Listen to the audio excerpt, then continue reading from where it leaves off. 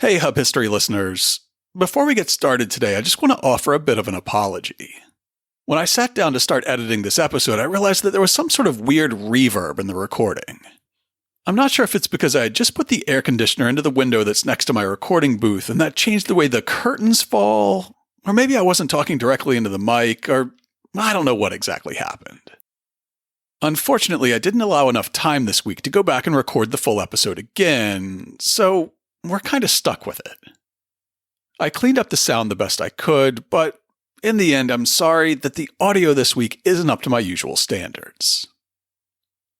Okay, with that disclaimer, here we go.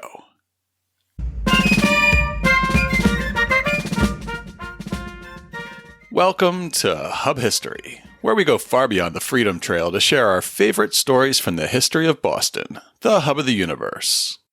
This is episode 277, Thomas Jefferson in Boston. Hi, I'm Jake. This week, I'm talking about the time in 1784 when Thomas Jefferson visited Boston. This episode will be released on June 18th, and that's also the date in 1784 when Jefferson arrived in our fair city. It also just so happened to be the same day when Abigail Adams left her home in Quincy to start making her way to France to join John at his diplomatic posting, though her ship didn't actually leave Boston until the next day.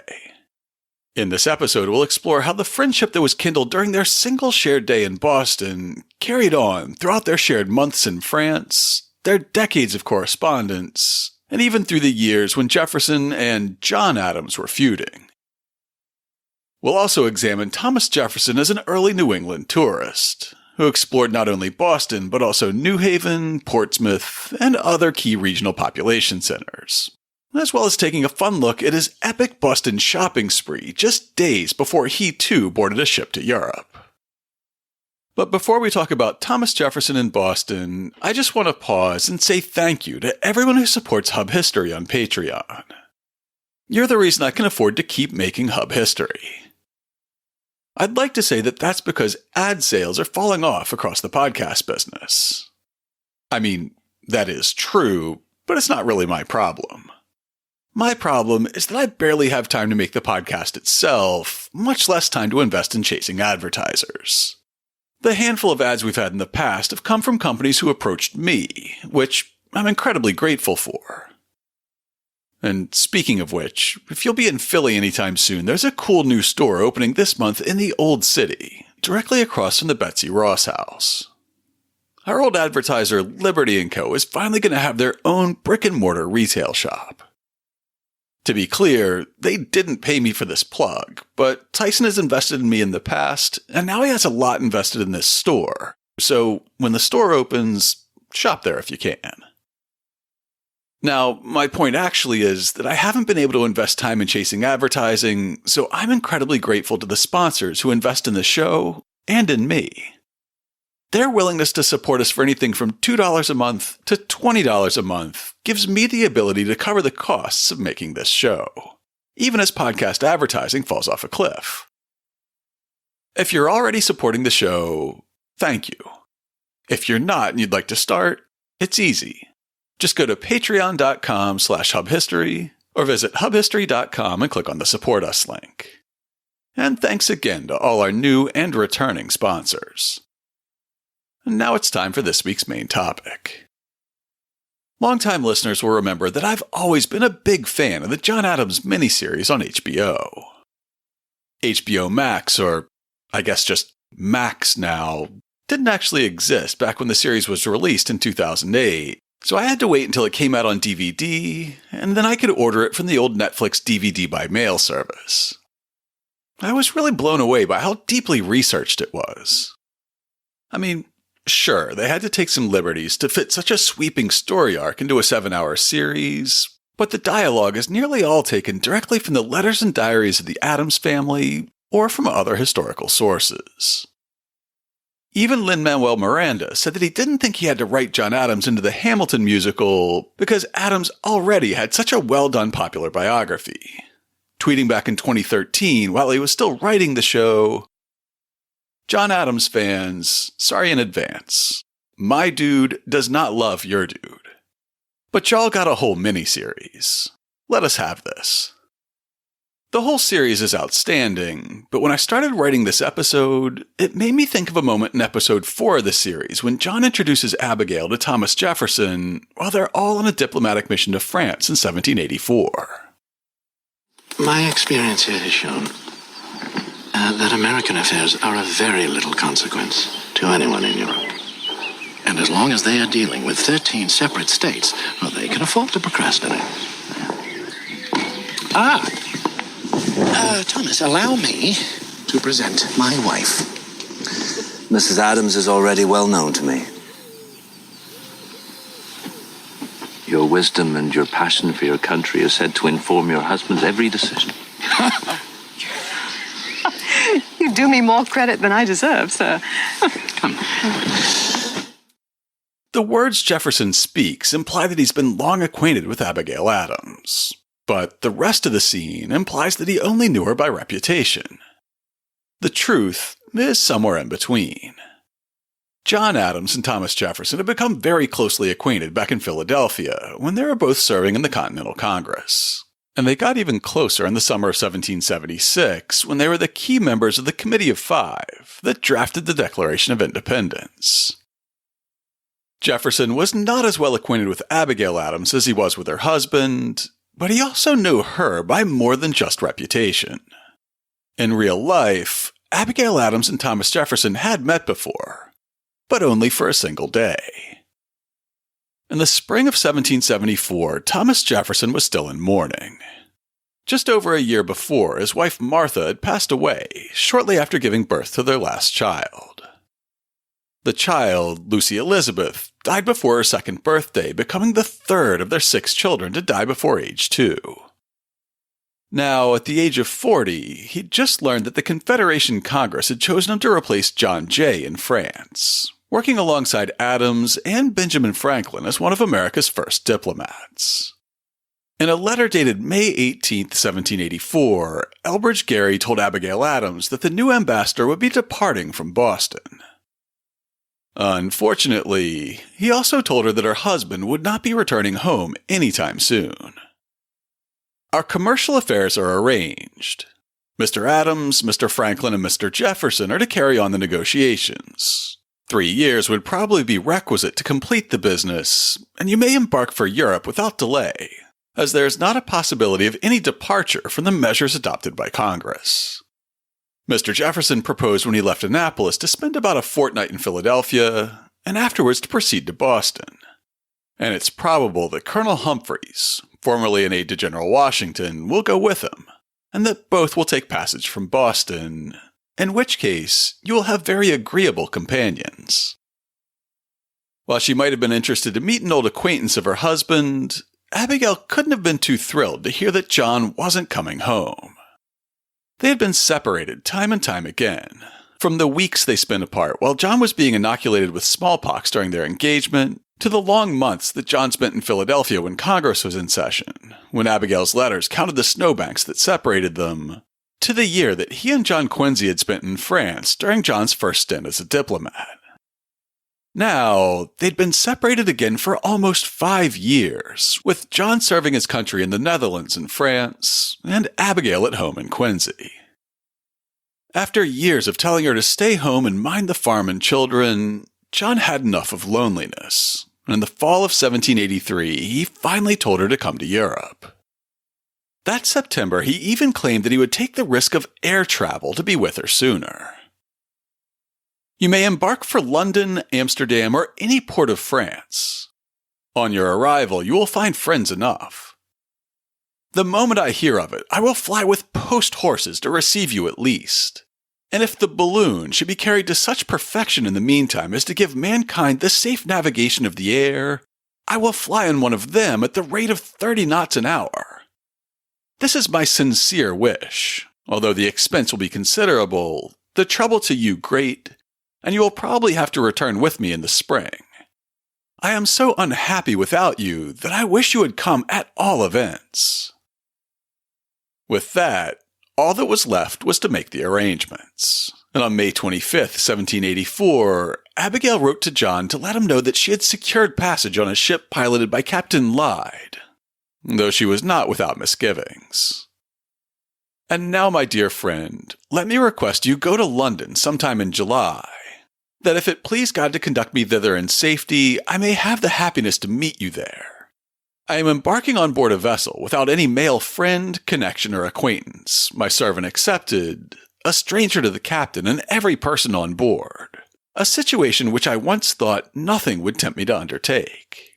But let no person say what they would or would not do, since we are not judges for ourselves until circumstances call us to act. I am assured that I shall have a stateroom to myself and every accommodation and attention that I can wish for. It is said to be a good vessel, copper bottom, and an able captain. Should I arrive, I know not where to apply for accommodations. I shall carry with me a number of letters and rely upon the captain's care of me. I pray heaven conduct me in safety and give me a joyful and happy meeting with my long separated best friend and ever dear companion, and my long absent son, to whom my affectionate regards. I hope to be benefited by the voyage, as my health has been very infirm, and I have just recovered from a slow fever. Knowing that they were both bound to the same destination in France, Thomas Jefferson rushed to Boston in hopes of accompanying Abigail on the harrowing journey across the Atlantic. He almost made it, too, but not quite. In a letter to John Adams on June 19th, Jefferson explained that he had missed his window. He had arrived in Boston with only 1 day to go before Abigail's departure, giving him just enough time to introduce himself. Paris being my destination, I have thought it best to inquire for a passage to France directly. I have hastened myself on my journey hither in hopes of having the pleasure of attending Mrs. Adams to Paris, and of lessening some of the difficulties to which she may be exposed. But after some unexpected delays at Philadelphia and New York, I arrived here yesterday and find her engaged for a passage to London, and sail tomorrow. It was therefore too late for her to alter her measures, though I think she might probably meet with you the sooner, could she have taken her passage as I shall on board the French packet from New York, where I had ensured her choice of accommodations and was promised that the departure of the vessel should be made agreeable to our movements. She goes, however, in a good ship, well accommodated as merchant ships generally are, and I hope will have soon the pleasure of meeting with you. Unfortunately, there's no record of their brief time together in Boston. But in a letter to Elbridge Gerry, Jefferson noted his disappointment at missing his opportunity to accompany Abigail on her voyage. When I arrived here, I found Mrs. Adams within 36 hours of sailing. I had determined to take my passage to France in the first instance, yet the wish to accompany Mrs. Adams would certainly have induced me to relinquish this, could I within so short a time have prepared for an embarkation. I was unable on this account to attend her. John Adams was one of the most reliable diarists of the Revolutionary era, but Abigail only kept a journal for 3 brief periods of her life. Luckily for us, one of those periods was her journey across the Atlantic, and she started it by describing the grief with which she took her leave from family and friends just before departing. The obvious dangers and uncertainty of an Atlantic voyage made her friends worry, which in turn couldn't have done anything to reassure the novice traveler Abigail, who'd also be taking her 18-year-old daughter Nabby on the dangerous journey. On June 20th, she wrote, "I left my own house the 18th of June. Truly a house of mourning, full of my neighbors. Not of unmeaning complimenters, but of the honest yeomanry, their wives and daughters like a funeral procession, all come to wish me well and to pray for a speedy return." Good heaven, what were my sensations? Hitherto, I had fortified my mind. Knowing I had to act my little part alone, I had possessed myself with calmness, but this was too much for me, so I shook them by the hand, mingling my tears with theirs, and left them. I had after this to bid my nieces adieu. And then another scene, still more afflictive. An aged parent from whom I had kept the day of my departure a secret, knowing the agony she would be in. Abigail is here referring to John's mother. I called at her door. As soon as the good old lady beheld me, the tears rolled down her aged cheek, and she cried out, "Oh, why did you not tell me you was going so soon? Fatal day! I take my last leave. I shall never see you again. carry my last blessing to my son. I was obliged to leave her in an agony of distress, myself and no less. A transatlantic crossing was dangerous in its own right, but part of the reason that the idea of making the journey on her own left her in an agony of distress was because it would be her first time. One article I read indicated that Abigail Adams had never traveled more than 30 miles from the Weymouth house she was born in. She made the trip between Quincy and Boston often enough, but like most civilians of the era, she had never had reason to take on the difficulty and danger of a longer journey. Thomas Jefferson, on the other hand, was on his way to becoming the 18th century equivalent of a frequent flyer. In a book titled Thomas Jefferson, American Tourist, which seems to have been published to take advantage of America's bicentennial enthusiasm, Edward Dumbald wrote about Jefferson's life of travel, mostly his experiences in Europe during and after this Atlantic crossing. To be sure, many a modern globetrotter would find nothing extraordinary in the voyages of Jefferson. It's been computed that the time he spent en route amounted to a year of his life. He visited no remote regions of the earth. Though one of the first to preach Pan-Americanism and the Monroe Doctrine, he was never in South America. Nor did he ever set foot in Spain, although by the purchase of Louisiana, formerly belonging to that country, he acquired for the United States a vast empire for liberty. While in Italy, he did not visit Rome, Florence, Venice, or Naples. Berlin, Vienna, and Budapest he never saw. Scarcely half a dozen European countries and twice as many states along the Atlantic seaboard comprised the territory Thomas Jefferson surveyed as a tourist. However, Dumbald also makes it quite clear that Jefferson started out just as naive about travel as Abigail Adams.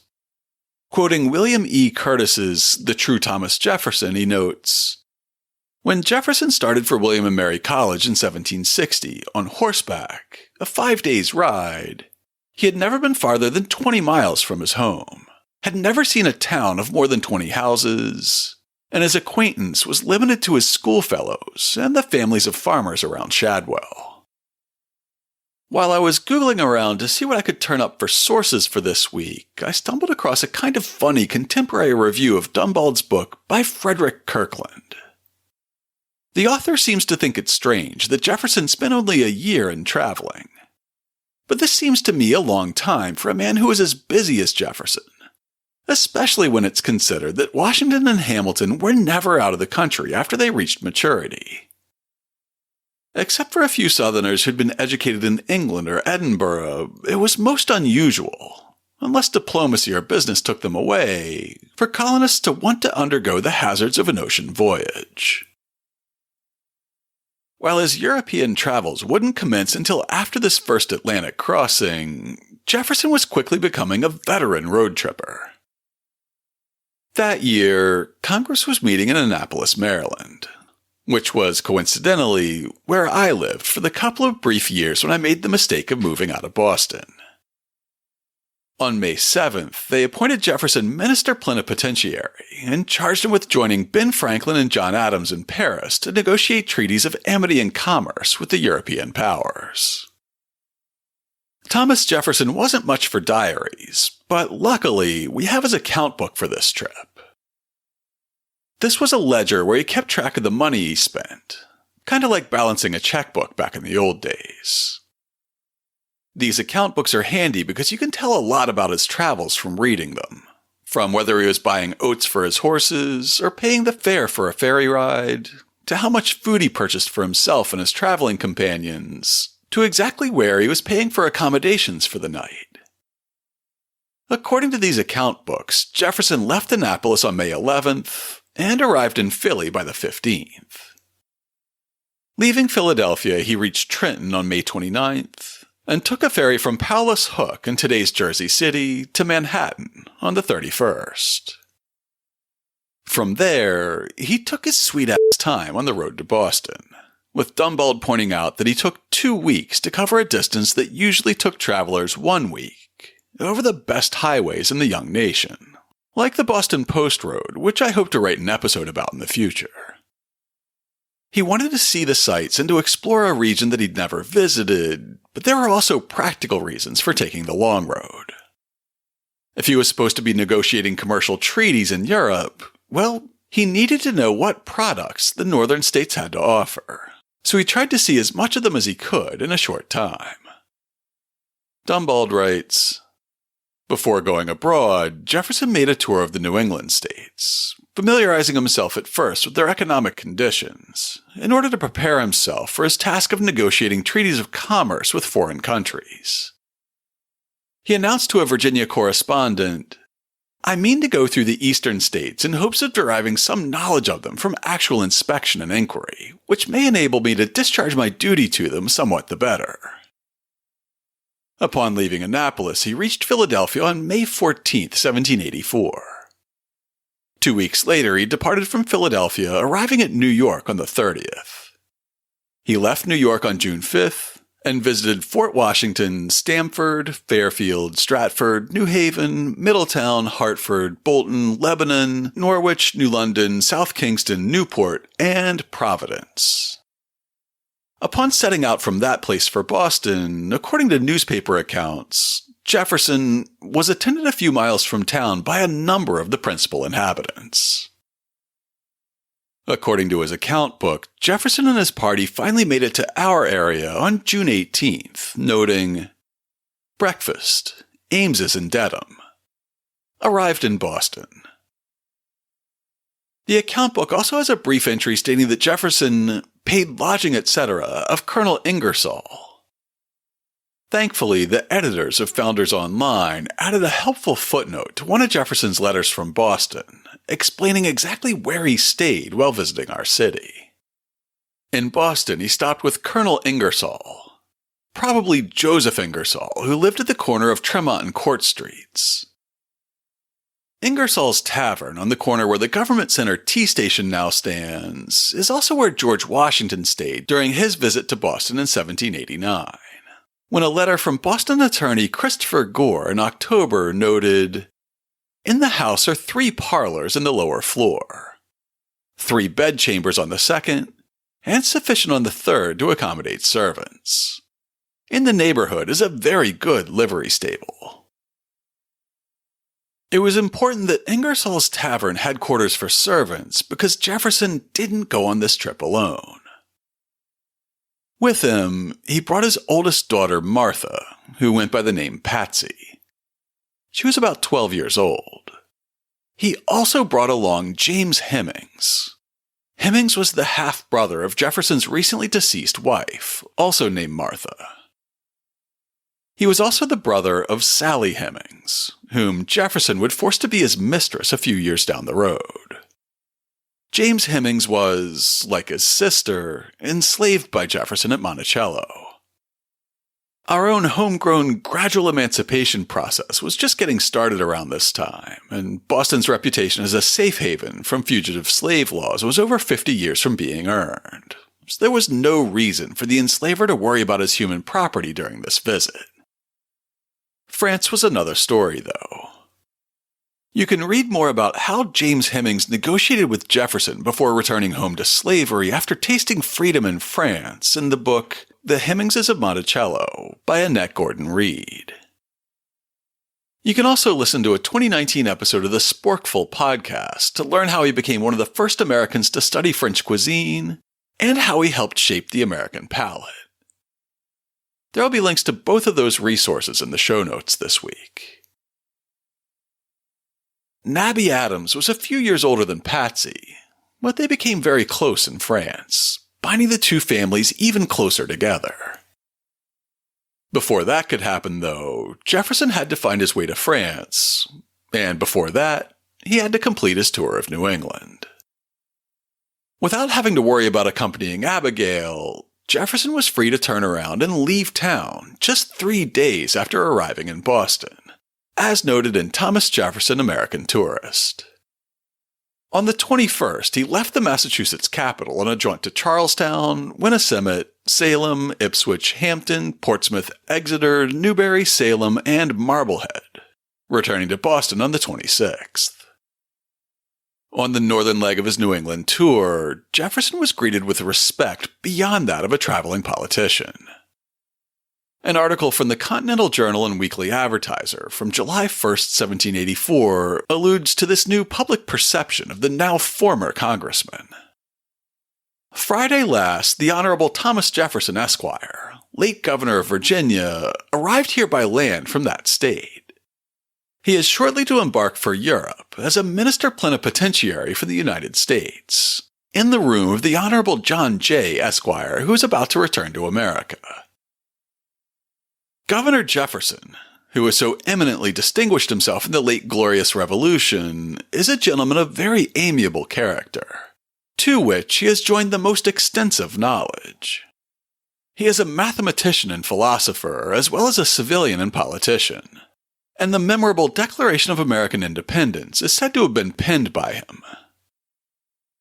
Another footnote by the editors of Founders Online points out, this unusual tribute is one of the earliest, if not the first, public statement concerning TJ's authorship of the Declaration of Independence.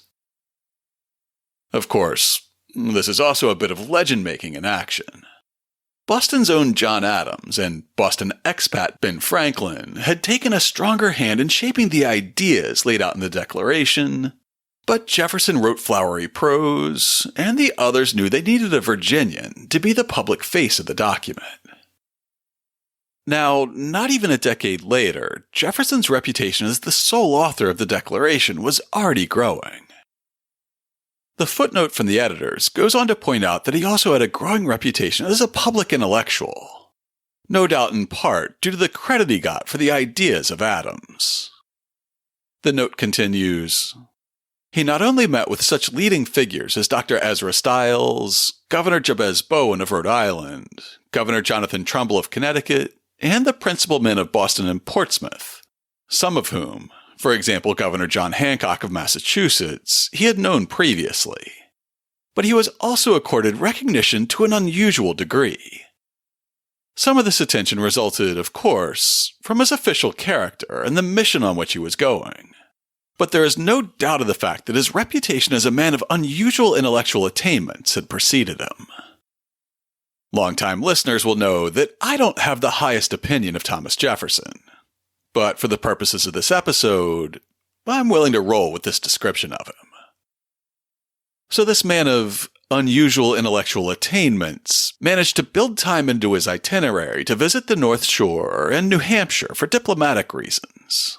Writing to Elbridge Gerry on July 2nd, the intermediate time I've employed in a trip to Portsmouth in order to gather in that state, as I had endeavored to do in the others through which I had passed, such information as to their commerce and other circumstances as might in some degree enable me to answer the purposes of my mission. He left Boston on June 21st and arrived back on the evening of the 25th, when he dated another letter from Boston. This left him with a few days in which to complete an epic shopping spree. One of the nice things about having his account book is that it records his many purchases after arriving in Boston. Gloves, a book, powder, punch, a couple of haircuts, shoes, pamphlets, paper, pomade, postage, more pamphlets, a gross of bottles, a pair of breeches, apples, medicine, a mail pilon, which may be a reference to a pillion or cushion that's attached behind a saddle to carry a passenger, oranges, a basin, chamber pots, a table and chairs, and a set of pillowcases. Besides retail therapy, the other business at hand when Jefferson returned to Boston was actually getting on board a ship that could take him somewhere near France. In a letter to his secretary on June 27th, he addressed his changing travel plans. I mentioned in my letter to you that there was one circumstance which might induce me to take my passage from hence in a ship of Mr. Tracy's. This was obtaining a tolerable probability of being set ashore on the coast of France. Since my return from Portsmouth, which was the night before last, I have seen Mr. Tracy, and I think the probability of being landed at Brest, though his ship goes for London, sufficiently strong to induce me to take passage with him, rather than wait till the 15th of July for the French packet. It is only in this moment that this point is decided between us. And as the ship sails on Saturday, the 3rd of July, I have only time to notify you of it by express. While Abigail Adams had opted for a voyage to London, where she would hopefully be met by John and eventually accompanied by him to Paris, Jefferson had instead opted for a voyage to, also London. The difference was that he was planning to bail out the first time they made landfall on the shore of France or the Channel Islands, and from there get immediate passage to Paris on another vessel, as he said in a July 1st letter to his protege, little Jemmy Madison. After visiting the principal towns through Connecticut, Rhode Island, this state, and New Hampshire, in order to acquire what knowledge I could of their commerce and other circumstances, I am returned to this place, and shall sail the day after tomorrow in the Ceres, bound for London. But my purpose is to get on shore in some boat on the coast of France, and proceed directly to Paris. According to an entry in his account book from July 5th, Jefferson sailed from Boston at 4 o'clock a.m. in the Ceres, Captain St. Barb. The account book also contains a pretty detailed record of the weather he encountered in his crossing, as well as his frequent sightings of sharks, whales, porpoises, and various seabirds. On the other hand, most of Abigail Adams' diary of her Atlantic crossing is filled with her distress at the constant seasickness, the ship's inexpert cook, and her cramped and filthy quarters. One moment of levity breaks the mood when she discovered that the ship's second mate had been taken prisoner during the war, escaped from an English jail, and was given money and letters of recommendation by John Adams after finding his way to France. Having left Boston on June 20th, she spotted the white cliffs of Dover on July 19th, and the next morning she was finally able to go ashore at the town of Deal, not far from Dover. However, Deal didn't have a proper wharf for landing passengers, instead forcing her to brave the surf in a small pilot boat, as she described in a letter. The boat was about as large as a Charlestown ferry boat, and the distance from the ship about twice as far as from Boston to Charlestown. A shore as bald as Nantasket Beach, no wharf, but you must be run right on shore by a wave, where a number of men stand to catch hold of the boat and draw it up. The surf ran 6 foot high. Finally, Abigail could write to John, "At length, heaven be praised, I am with our daughter safely landed upon the British shore, after a passage of 30 days from Boston." Despite her misgivings about sailing with them unchaperoned, Abigail Adams later praised Captain Lyde in a September 5th letter. "It was not until yesterday that I had the honor of your letter inquiring into the character of Captain Lyde. And I embrace the earliest moment, madam, to inform you that Captain Lyde has the character of a man of honor and integrity. Though a perfect stranger to me until a few weeks before I embarked on board his ship, he treated me with great kindness and attention. And although a rough son of Neptune in his outward appearance, he really possesses a native benevolence and goodness of heart, and is one of the most attentive and careful seamen that perhaps have ever traversed the ocean, having made 43 voyages without ever having met with any dangerous accident." After their dramatic small boat landing, Abigail and her party dried off in a pub, then took a carriage from Deal to Canterbury, then to Rochester to Chatham, where they stopped for dinner. Then they pressed on to London, finding lodgings at the Lowe's Hotel in Covent Gardens. There, Abigail was reunited with John Quincy, the now 17-year-old son whom she had not seen since he left home 5 years earlier to accompany his father to Europe a second time. In a letter to John from London on July 30th, she wrote, "I was this day made very happy by the arrival of a son in whom I can trace the strongest likeness of a parent every way dear to me. I had thought before I saw him that I could not be mistaken in him, but I might have sat with him for some time without knowing him. I am at a loss to know what you would wish me to do, as Mr. Jefferson arrived last week at Portsmouth, immediately from Boston, although he sailed a fortnight after me, and went on to Paris." So despite leaving Boston 2 weeks after Abigail Adams, Jefferson arrived on British shores days before she did, and he beat her to Paris by weeks. He wrote to John in France from an island on July 24th, saying, "When I did myself the honor of writing to you on the 19th ultimo, it was my expectation that I should take my passage in the French packet, which was to sail the 15th of this month. And of course that I should not be in Paris till the middle or last of August.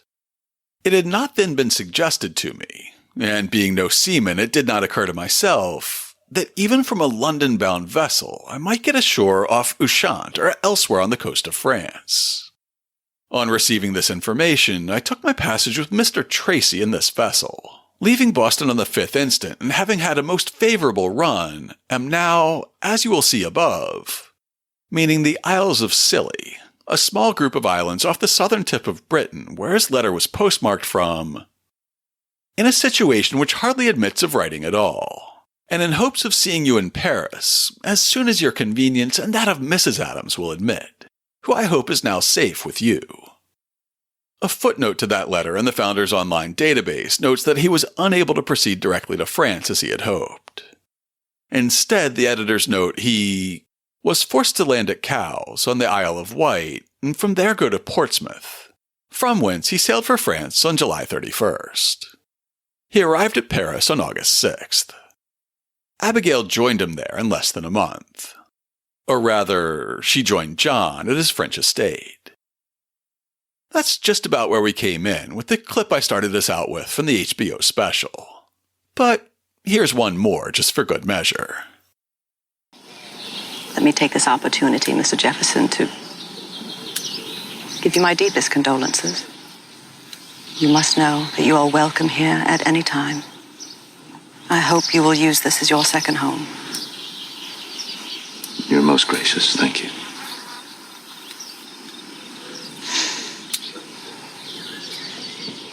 If ever there was a city designed to distract us from our troubles, it would be Paris. The children became an anchor for Jefferson that helped keep him from being set adrift after losing his wife and daughter in the same year, as well as being the glue that bound his family to Abigail's.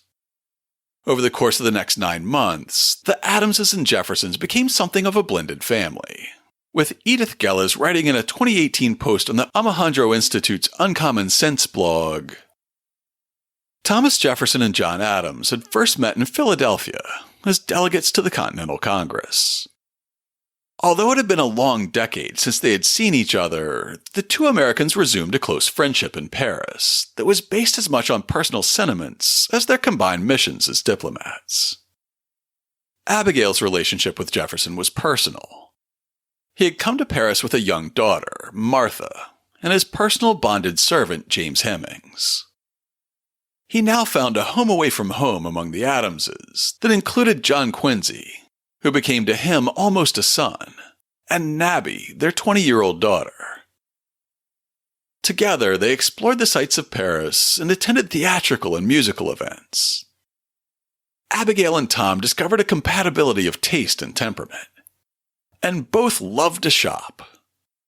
Jefferson, the tall, red-haired 40-year-old Southerner, and Mrs. Adams, petite, somewhat naive, and proper New Englander, became good friends. Those 9 months together were the longest and only period where they sojourned together as companions.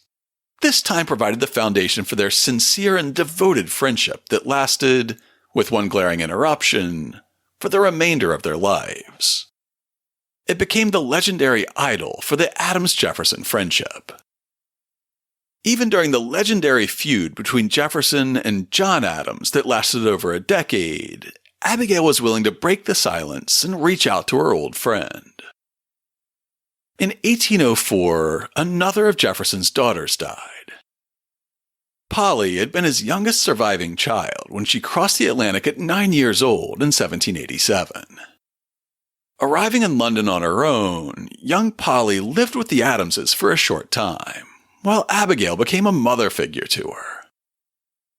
Upon learning that her former charge had died from complications in her third childbirth, Abigail reached out to Thomas Jefferson at the height of his estrangement from her husband, writing on May 20th, 1804, "Had you been no other than the private inhabitant of Monticello, I should ere this time have addressed you with that sympathy which a recent event has awakened in my bosom. But reasons of various kinds withheld my pen until the powerful feelings of my heart have burst through the restraint and called upon me to shed the tear of sorrow over the departed remains of your beloved and deserving daughter, an event which I most sincerely mourn. The attachment which I formed for her when you committed her to my care upon her arrival in a foreign land has remained with me to this hour, and the recent account of her death, which I read in a late paper, brought fresh to my remembrance the strong sensibility she discovered, though but a child of 9 years of age, at having been separated from her friends and country, and brought, as she expressed it, to a strange land amongst strangers. The tender scene of her separation from me rose to my recollection, when she clung around my neck and wet my bosom with her tears, saying, "Oh, now that I have learnt to love you, why will they tear me from you?" Having herself buried 2 children, Abigail continued, "I have tasted the bitter cup, and bow with reverence and humility before the great dispenser of it, without whose permission and overruling providence not a sparrow falls to the ground, that you may derive comfort and consolation in this day of your sorrow and affliction from that only source calculated to heal the wounded heart, a firm belief in the being, perfections, and attributes of God is the sincere and ardent wish of her who once took pleasure in subscribing herself your friend, Abigail Adams." To learn more about Thomas Jefferson, his visit to Boston, and his friendship with Abigail Adams, check out this week's show notes at hubhistory.com/277. I'll have links to Thomas Jefferson's 1784 account book, dozens of letters from the Adams and Jefferson papers, as well as the book Thomas Jefferson, American Tourist, and some modern blogs about the relationship between Jefferson and the Adamses. I'll also link to more information about the enslaved chef James Hemings, plus Lin-Manuel Miranda's tweet about the John Adams HBO miniseries from way back in the day. If you'd like to get in touch with me, you can email podcast@hubhistory.com. We are Hub History on Twitter, Facebook, and Instagram, and still most active on Twitter. If you're on Mastodon, you can find me as @hubhistory@better.boston. Or just go to hubhistory.com and click on the Contact Us link. While you're on the site, hit the subscribe link, and be sure that you never miss an episode. If you subscribe on Apple Podcasts, please consider writing us a brief review. If you do, drop me a line, and I'll send you a Hub History sticker as a token of appreciation. That's all for now. Stay safe out there, listeners.